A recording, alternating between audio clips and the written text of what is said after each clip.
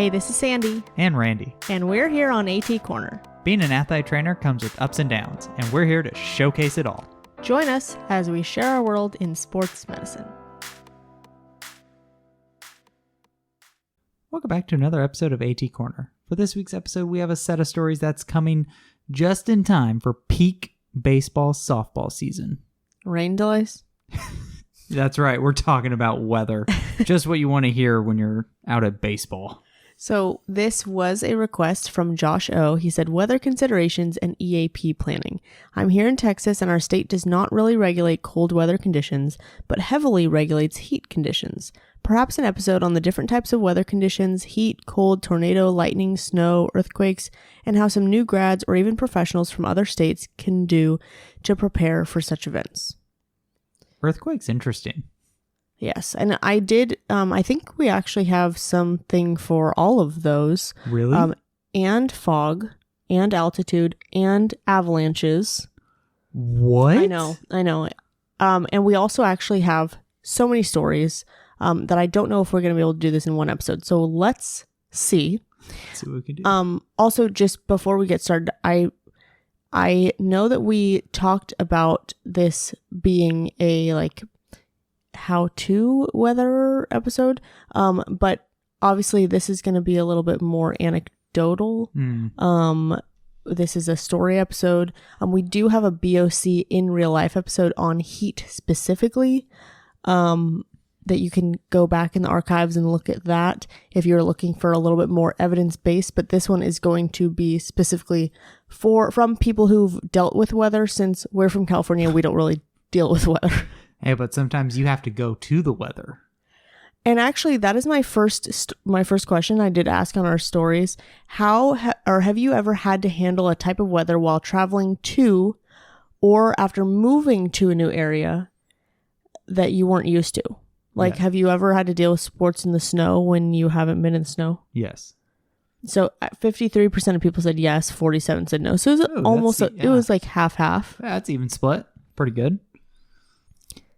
The first one's anonymous. They said, when I was a GA, we didn't have cold weather regulations. Being from California, I was so cold, but I had to put together a cold weather plan at which they could come inside for small periods if the weather was too cold. I was working with lacrosse and it would be like 9 degrees outside and coach would still be practicing. I was surprised they didn't have a plan made up already. I know there wasn't a lot of research at the time published, but we were still able to find a plan from somewhere else. And from what I remember, it was something like 30 degrees or lower, wear extra layers, 20 degrees, get a break every 30 minutes for a certain amount of minutes, 15 degrees gets breaks every 15 minutes, and then below zero, just canceled practice. And then they said, I wish I remembered the details, but that was along the lines of it. That's interesting. I've never heard of that. That's kind of cool. Yeah, honestly, like a heat is so regulated, but cold is like really not. We have a position statement on cold injuries, but I don't remember like hearing like that kind of regulations. Mm-hmm. So that'd be interesting if we can update that bad boy. Right. Yeah. Because I've never heard of that. That's pretty dope. It is kind of like the heat ones, except for the obviously adding extra layers. But it's kind of like the heat one. Like, hey, at this kind of temperature, we modify practice. At this one, hey, you're not. You need extra water breaks. Yeah. And don't even look outside. Don't even think about outside. Mm-mm. Yeah, if it's definitely below zero. The thing that gets who wants to be out there anyways below zero? The thing that actually really surprised me, and you can tell we're from California because we've never had to deal with this, but when they were like, you can't be outside for longer than however much time because it's literally dangerous. It's too cold. Yeah, that is definitely something that we can't fathom. No. That's like it doesn't even get that hot. It gets hot for us, but like it doesn't get that hot to the point to like oof. That's hot. Yeah, it is.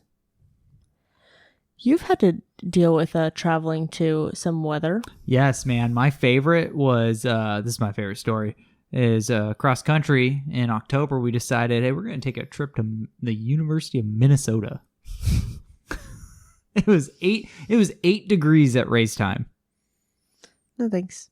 But was it like a wet like cold, Yeah, it or was was, it like yeah. a dry cold? No, it was. Oh, so it did actually feel like real cold. It was kind of rainy-ish. Like, I don't know. Rainy's not the right way of describing it, but it felt like like that. humid Kind of. or from what I dry. remember. I felt like it was more probably humidity. So you actually felt how cold it was. Yes. But I feel like it wasn't like, I don't know, like it didn't feel like significantly colder than if it was like 30. I mean, it was cold. But like I didn't feel worse than I would if it was just 30 degrees. But I wasn't worried about the athletes because they're running. They're going to stay warm. I was worried about me. I know. You know what this guy did? He just was like, yeah, I'm just going to bring an extra pair of sweatpants to put on top of my pants. And I was like, that's what I normally wear to work when it's like 60 degrees here in California. Uh-huh. And it worked. I had my sweats on top of my khakis, and then I just had a nice jacket. I felt pretty good. Must be nice. But you know what? I did have to prepare because one of my athletes, I would say, probably had about mild hypothermia. That sucks. Yeah. You had to get creative, too. I put her basically in because we got vans when we were traveling. Mm-hmm. The vans had heated seats. There you go. So, yeah, threw her in the van, cranked up the heat, and had the heated seats going. We do have some cold tips later. So I'll save those till the end. Yeah, I'll keep it on hush. Oh, that was just a little sneak peek. Teaser. Do you want to read this one from Meghan M about altitude? Yes, Meghan says, it is always a challenge traveling to altitude. Research isn't well supported for who it's going to nab and when traveling in and out over a weekend. We just have to brace for the roulette of it all. We typically fly in somewhere Friday, light captain's run, play Saturday, fly out Sunday. No real way to prepare. We push hydration the weeks leading up to it, rest, and bring boost with us. Then if it happens, we treat symptoms / remove from match play if necessary. You never know. Occasionally a guy will know if he's prone to it or not. Yeah, altitude is a pain. Yeah. And even like the way you learn it in school, like is like you have to take extra time for acclimatization. But honestly, if someone is dealing with altitude, like you have two options. You can either wait it out and just treat the symptoms, or you can take them down from altitude. Yeah. And also what coach, sorry, for real life, like money and stuff, what coach is going to plan extra time? None. To acclimatize. Especially outside of professional. Right, exactly. Like professionals will and do I mean, it. and Megan's talking about professionals. Yeah, that's true. So even the professionals don't have time. I would say even funding there too, and resources and time. Right. I know I would always love the cross country beginning of the year. We're going to do our camp at like wherever mountainous terrain, and they're like, oh yeah, our altitude camp. I'm like, you're going for like a weekend. Not only are you not acclimatizing at all, you're just coming back here. Right. All you did was just make 2 days of hell. Just a 2-day hell workout, and that was it. If anything, you theoretically could have made your training even worse because there's less air resistance up there. So when you come back down to race at this level, you're going against more air resistance. It's different, Randy. I know. I just always would love that. I also asked if people could think of a time that weather just made you had to change your plans. And I feel like this is all the time. Anywhere you go, like even California, you can't get away from weather. Like, I guess extreme weather you can, but there's always going to be weather. I've actually I've talked about this before. I've had an interview. In one of my interviews to get a job, they asked me how I would deal with weather changes. I mean, yeah, which is weird for it out here because, like, again, I don't think we get that weather. Yeah, but over there I did. Yeah, I guess that's true. Because when I think of that, I think of like Texas, Kansas areas because they host like track regionals a lot, and that was always the complaint. Of every time. Luckily, I lucked out. I never had to go on those trips. My trips are always Sacramento. Yeah. Well, all my weather stories are from the place that asked me about That's interesting. Changing weather. Yeah. And I'll share some of them later. Rebecca R says, we were still in the process of building our new facility, so only the turf was down and the shell of a building, which was the only thing that people could go in, was a bathroom. I was working men's lacrosse, and with 2 seconds left in the first half, I had to call a lightning delay because it was raining, snowing, and there was a thunderstorm. Nice. It was freaking wild. We ended up losing because all our kids had to go to their own cars, while the other team got to go on a bus and could talk to each other. Weird day. My coach was pissed. I bet. I think. Oh, go ahead. Well, this just reminded me of when we traveled to Women's Soccer State and there was a lightning delay. Okay, this is what, with the host ATs, we looked at the lightning. Okay, we looked at the lightning. Uh-huh. It was 1,800 miles away. Oh, nice. 1,800 miles away. So we're like, oh, chill. Like, we probably won't have to deal with this. Nah. No, we totally had to call lightning delay for an hour in between the halves because a lightning storm started right on top of us. Nice. I mean, I guess they have to start somewhere, but I just never really thought about it until that happened. Yeah. And then all of a sudden we're like, oh, we have to get people off the field like right now. Like no warning, just like right now. That's pretty bad. Yeah. That's very unlucky. Mm-hmm. That reminds me of my favorite lightning delay stories is one year with my women's soccer team. Right, we just had this huge downpour. There was lightning. We had to, so we didn't have our own facilities, right? So we're using a community facility, right? So we go into where like our locker rooms would be. We're stationed there. Finally, the park itself closed the park. The park said, "Yep, we're done." Uh-huh. Even though the lightning stopped, and like we could have played this game. You know, that's what's, sometimes like your facilities have more like rigid rules or whatever, and you have to like deal with that. Yeah. So the park closed. So we had to basically, I don't want to say cancel because we did end up, I think we did reschedule it, but we basically canceled the game that evening, not because of lightning, because the park closed because of the weather, even though the lightning was gone. I find that too, like the facilities will close more like conservatively because of like water and like floods too, because they want to protect the fields. And that's what it was. It was they were because it was pouring. Oh. They closed because of the fields. That's really why it wasn't necessarily the lightning, but the rain and lightning they were like, "Yep, we're done." Mm. What makes that my favorite story is that same team traveled to us the next year, lightning delay.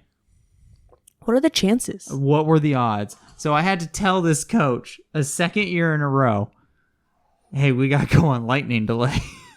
You know, I don't know why this reminded me of it, but this is like totally off topic, but you had 2 lightning delays with the same coach. Mm-hmm.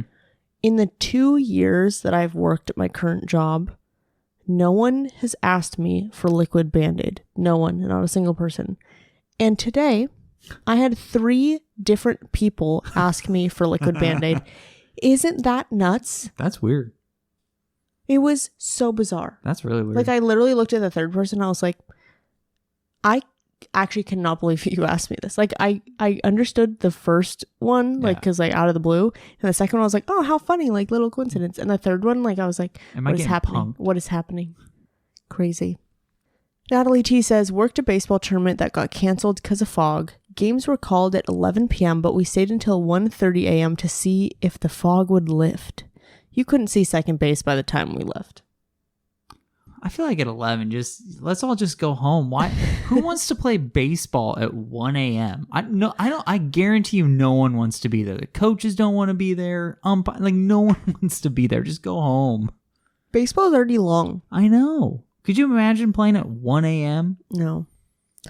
Also, I just think it's funny because I feel like the longer you wait, the fog just gets worse. I was going to say, like, I feel like the colder it's getting, I don't think that fog is lifting. Right. I know. They said if the fog would lift in quotes. So, like, obviously this person knows, like, that's not going to happen. But crazy. Science. But yeah, fog is that's like crazy. I think something people don't think about, and it's not like you can look at a weather app and be like, "Oh yeah, it's gonna be foggy." Yeah, you know, that's wild. It is. Speaking of weather apps, actually, I did ask what your favorite weather monitoring apps are. And by far, and I think this is probably because NATA talks about it, WeatherBug. Yeah. Which actually I don't personally use. I used to use. I feel like it just looks wonky and like it's just not clean, and it's like a little bit. A lot. It's a little like sketch. It's not sketch. It looks sketch to me. Really?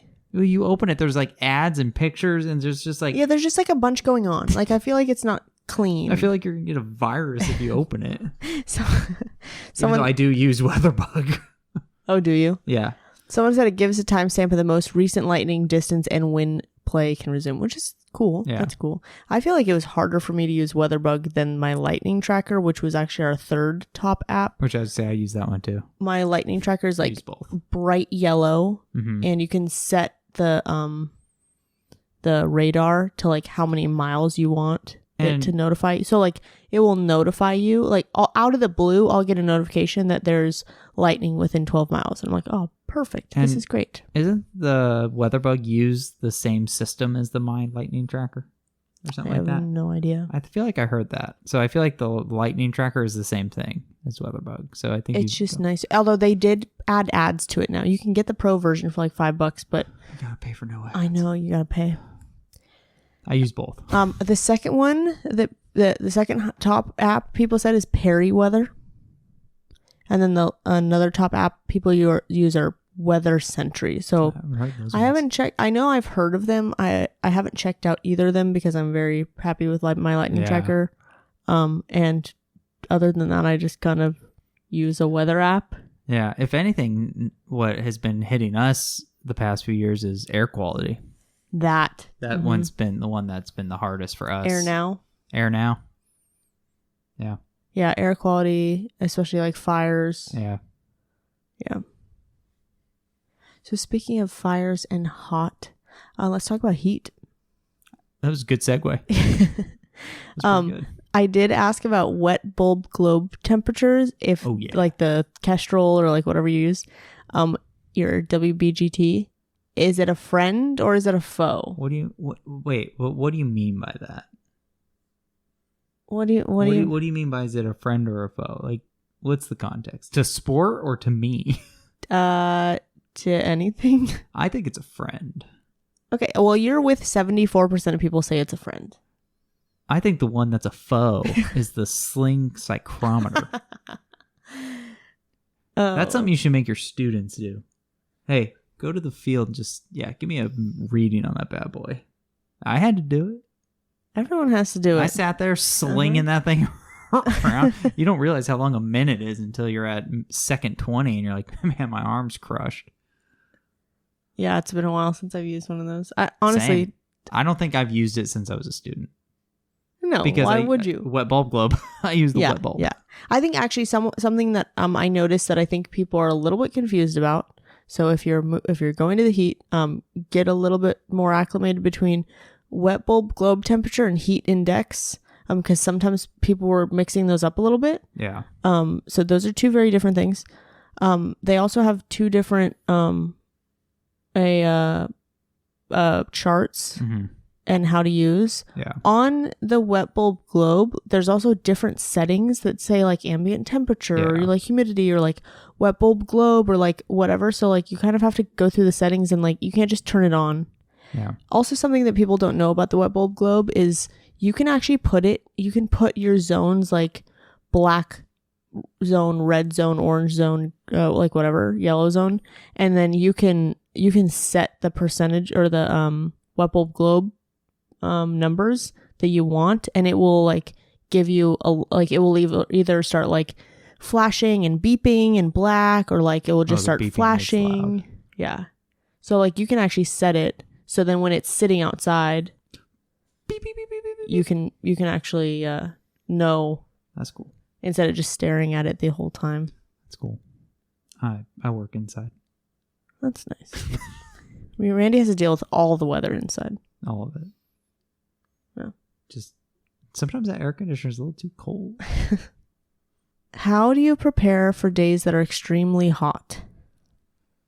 So I remember, man, like, again, I think this is Julie Max really like stressed this on us. So I feel like it became a part of me too, is like, we didn't play with the heat. So if it was mildly warm, I was probably bringing ice towels just in case. Good.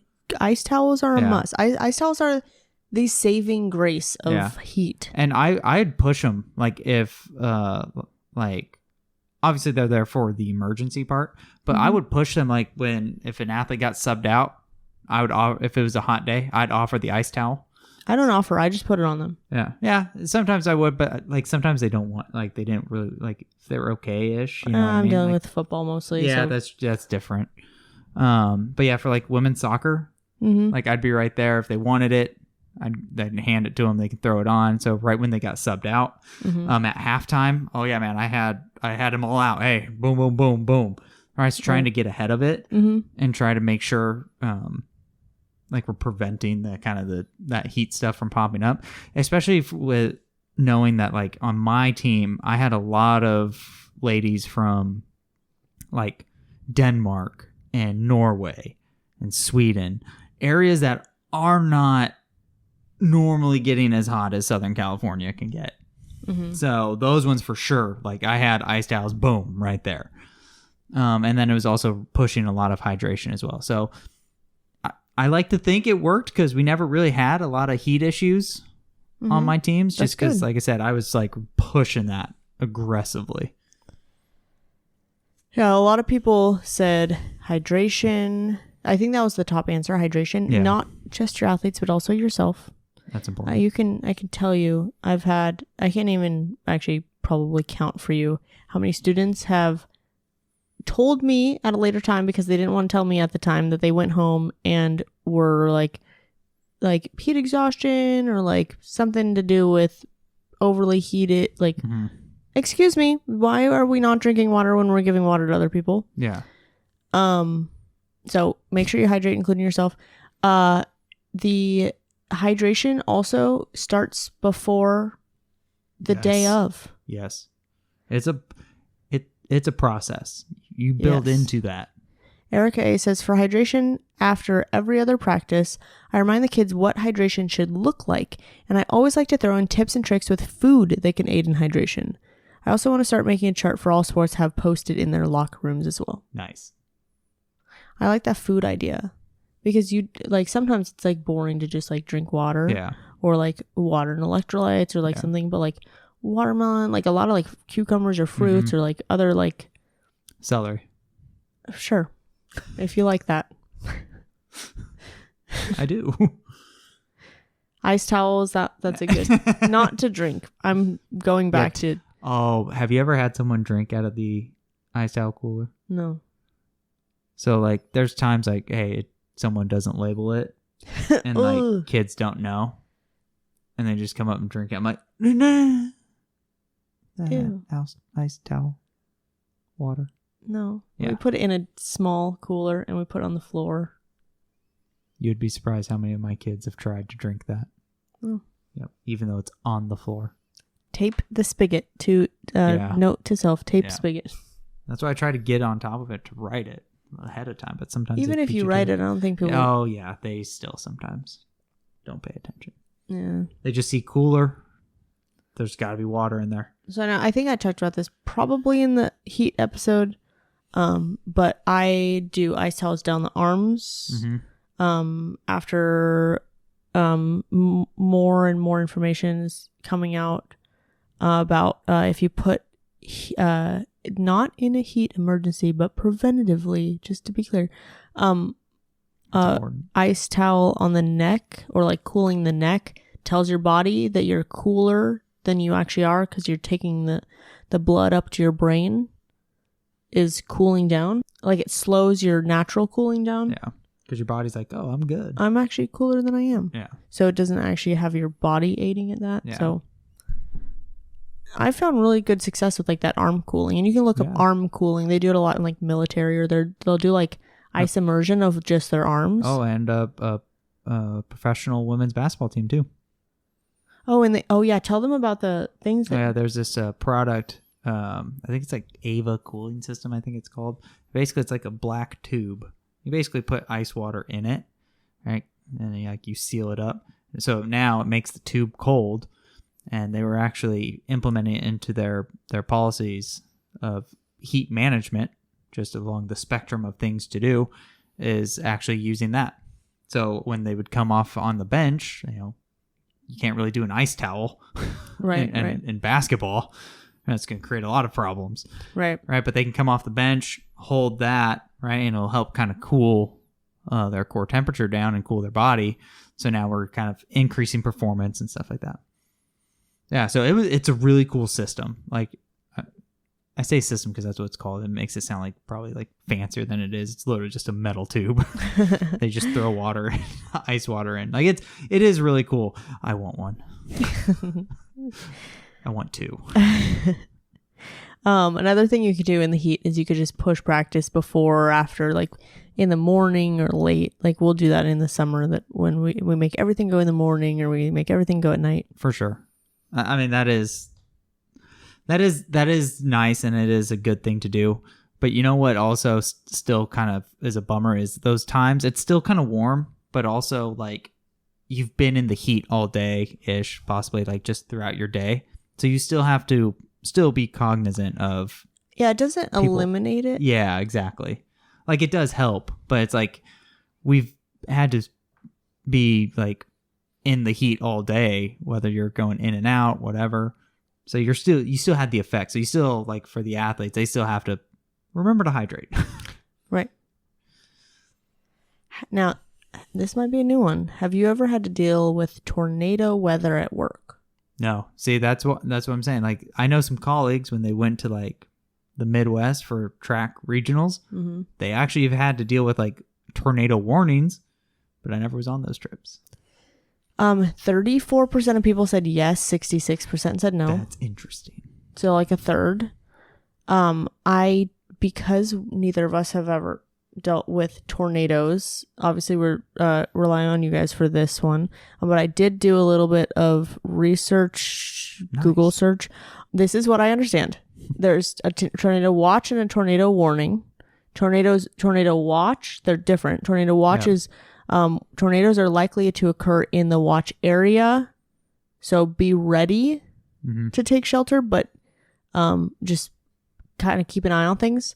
But tornado warning is like, let's go. It's coming. Like, you can see the tornado, or it's like someone knows it's there and you need to take shelter. So I also looked at what some shelter areas are, because if I were in a tornado, I do not know what is good shelter. They said basement obviously is a good, like, any underground area is the best protection. But if you don't have that, you can anywhere like inside of a building on the lowest floor possible that's like the furthest away from the outside walls, doors, windows. Got it. So you're trying to stay in the center of the room, and then try to avoid like really big like gymnasiums or cafeterias or auditoriums or something that have like a flat wide roof, because those can just be like pulled off. So for my quick Google search, that's what I got. Oh, nice. Thanks, Google. You want to hear some stories about it? Yeah, let's do it. I've actually had one when I was in middle school. We had a tornado warning. What? Yeah, we all had to go in the locker room. I literally do not understand, because what? I don't think it's like, is it even possible, like, in here? I mean, theoretically it's possible, but it's like, it's pretty unlikely. Like, they literally stuck us all in the locker room, and we all just were like, okay, we don't know what to do. What the heck? Yeah. I do not remember it being like that real out here. Well, you also lived an hour away from where I was. That's fair. Yeah. But I still feel like that would have been like news. I know, it didn't touch down. Yeah. But still. Yes. Anytime tornado in Southern California. I know. We were all like, deal. Excuse me, what is going on? Okay, you want to read the next one? Yes. Courtney G says, the funnel cloud was forming next to the school, but didn't touch down until it passed the school. Thank goodness. We were fortunate that we didn't lose power, but the school was shaking really good. It came fast. Because it got dark real fast, we knew it was time to go in. We moved everyone to the locker room and hunkered down. We watched for the warnings to end and resumed practice probably 45 minutes after the whole thing. The sun was out like nothing happened. This is going to be crazy. That's crazy. Yeah, that's crazy. Like, I just don't really understand that. Like, it just all of a sudden and then gone. Yeah, because that's like weather. That's like real weather. Yes. Yeah, when I remember in middle school, like, it was really dark. Like, it got really dark. But we obviously went inside, so we weren't, like, watching it. And we didn't have windows in the locker room. That's interesting. Yeah. Now I'm going to, like, look up and see. Tornado. Like, around that time. Yeah. That's interesting. Arielle H says, I work for a baseball team. We were in Chicago playing, and all of a sudden the sky went pitch black. Tornado sirens went off for 10 minutes. All the fans were told to go to the parking garage and the teams back to the locker room / clubhouse. We saw the tornado forming above the field, and I booked it to the clubhouse. Oh, yeah. The game was delayed. We ended up staying in a hotel during the tornado and resumed the next morning to finish off the game. Got some crazy cool pics of the field and the sky from it, though. That's cool. Isn't that cool? Yeah, that's dope. So something that we have had to deal with. Have you ever had to deal with an earthquake at work? Only 11% of people said yes. I don't think so. I mean, maybe I never felt it. Right? I think might have been some times like, oh, did you feel the earthquake? Like, no. I have. I've had some at work. Here's the thing: when you're actually this I used to work an hour away from Randy, and there was an earthquake, and I texted him like, "Hey, did you feel the earthquake?" And he was like, "No." And then that's when like it made me really grumpy. I was like, "That's how far I am away from you." That's funny. Honestly, I feel like for people who've never dealt with this, I feel like you're supposed to like take cover, like get under a table or like and hold on to it, cover your neck, cover your head, get under something like sturdy that's like not going to collapse, like stay away from the windows, anything that can fall, right? If you're outside, just literally like stay away from anything that could fall, like trees or buildings. But I feel like in real life, earthquake happens and everyone just like look and stares at each other. Like, do you know what I'm talking about? An earthquake. Yeah. And then everyone just says, "Is that an earthquake? Is this an earthquake?" Yeah. And then the rest of the day you just hear, "Did you feel the earthquake? Did you feel the earthquake? Did you feel the earthquake?" Because that's like, I think it's a California thing. Yeah. You've been through enough of them that you're just like, you feel and you're like, "Hey, is that an earthquake?"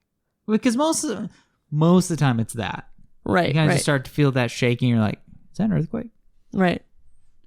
When I was in, I think it was around middle school, high school, I used to deal with a ton of vertigo, and then all the time, like I'd think there was earthquakes all the time. So like I'd always like look. That's how I know now. Like I'll look at like I'll look at like the blinds or like the ceiling fan or something to like see if it's moving or if like it's just me. Oh, it's just me. Okay. You know what's funny is I do that. If I really think it's an earthquake, I'm gonna look at something and see like, is this something? Is something moving? And then you keep staring at it, and you're like, is it actually moving? Yeah, I can't tell if it's shaking now. Right. How about, have you had to deal with a flood? No. I mean, obviously, like flooded fields, but not like not like an actual like kind of flood coming in or like taking like damaging part of like our facility or anything like that. We did at the place where I had the weather interview. Yeah, we had a flood. It was after I forgot about that a crazy thunderstorm, and it actually our fields, it ruined a lot of our fields, and then the gym actually started, like the floor started like, what is this called? Wavy bubbling, like waving. I don't know. So then they had to get these like massive fans and dry it out for, I want to say it was a couple weeks, and I think they had to repair some of it. Yeah, it was bad. That and then sucks. I didn't even think about this, but then someone was telling us, hey, you might want to check your storage. Because the way that our school was, it was different. It wasn't flat. No. Definitely was not flat. No, not at all. You even were like at the base of a mountain. Yeah. And even like getting into, I think that's why we had so much weather.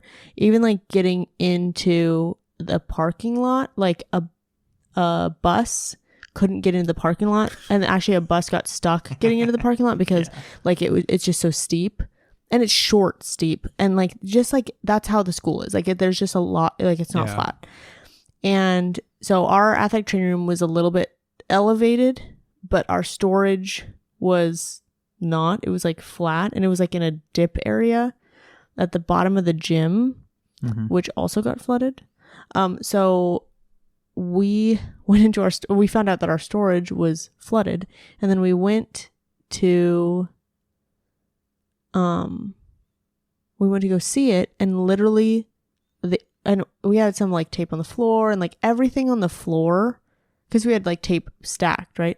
Yeah. It was the bottom two, I want to say, of each stack of tape completely waterlogged. Dang. And I have pictures, I posted them. But we end up taking out everything so the floor could dry, and then we end up taking out I think the bottom row of tape we couldn't salvage, but the second row of tape we just took out and we just laid out to dry. That's good. And I think it managed to be okay. I would say, how was the quality of that? We just used it very quickly because we didn't want it to mold. For sure.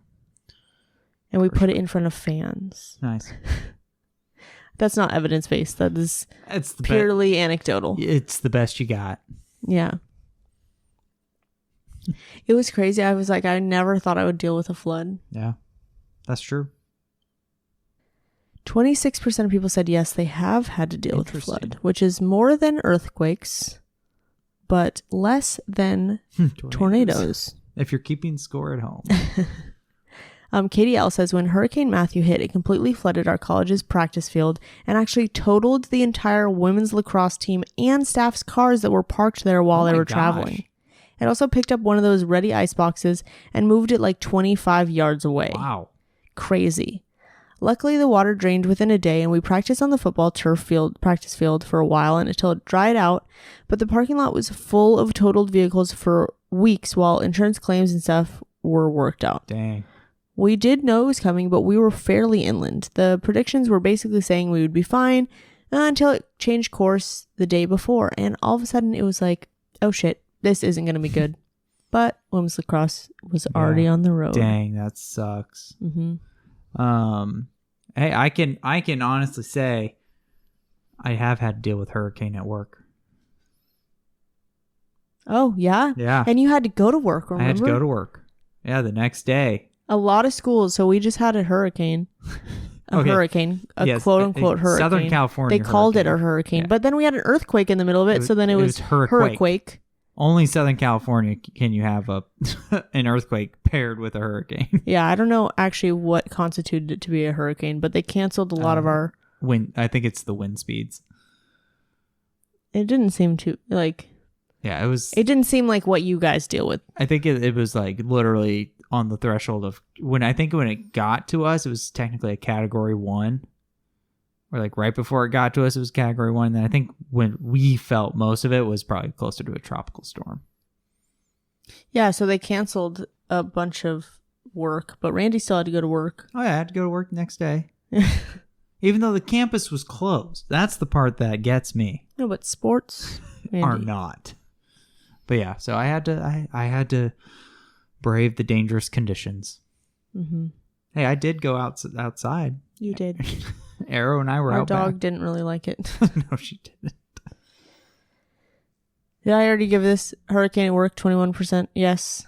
21% of people have had to deal with a hurricane at work. I'm part of 21. You are. You are. Technically. There's a little asterisk. Yeah, big one. It's a big one. So how do you prepare? Rebecca R says take down all the equipment that wasn't dug into the ground. Yeah, I can see that. This actually happened to the first year I was at one of my jobs. We couldn't play on our baseball field because wind took down our nets. Dang. And then they couldn't get them back up because they couldn't do it under insurance because the field wasn't ADA compliant. So then they had to do that in order to do an insurance claim. So yeah, so now like they have like removable nets, and the same place that had to deal with all the weather. This is what I'm talking about. Yeah, We had a lot of weather out there. And because it was like right at the base of the mountain, we had so much lightning. Yeah, true. I feel like, not to go back to lightning, but I feel like we've been dealing more with lightning more and more, it feels like. Really? I feel like that. I feel like I haven't had to deal with lightning in, like, I feel like I usually have to deal with more lightning in the spring than I did this spring. Interesting. Okay. Nice.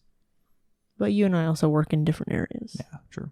And you work indoors. What are you talking about? I'm just saying. Why are you dealing with lightning? I'm just saying in general over the past few years. Yes, I don't. Lightning's. Hey, no, I do have to consider it with the pool. Oh, I guess you're right. Even though it's an indoor pool, you still have to get out of the pool. Yeah, you're right. So back to hurricanes. You want to read this one, next one? Yes. Leah P says, I'm from Florida and now live in Texas. Fortunately, the schools are very conservative when it comes to hurricanes, and you can see them coming, which is helpful. So school, practices, and games are all canceled in a timely manner, and they don't start back up again until fields, etc. are safe. In the past, if fields still weren't ready, they would move practices to the gym. Games would be rescheduled to whenever there was time, which always caused a little coverage chaos, lol. When Houston had the really big floods and schools were damaged, they spread kids out to other schools, and I imagine those kids were able to join and practice with the teams at the new school if they wanted to, but I'm not entirely sure. That's interesting. Could you imagine just being shipped off to a new school? Yeah, I know. That'd be... Or just getting all these new athletes? Yeah. That's weird. Ooh, that's weird. Mm-hmm.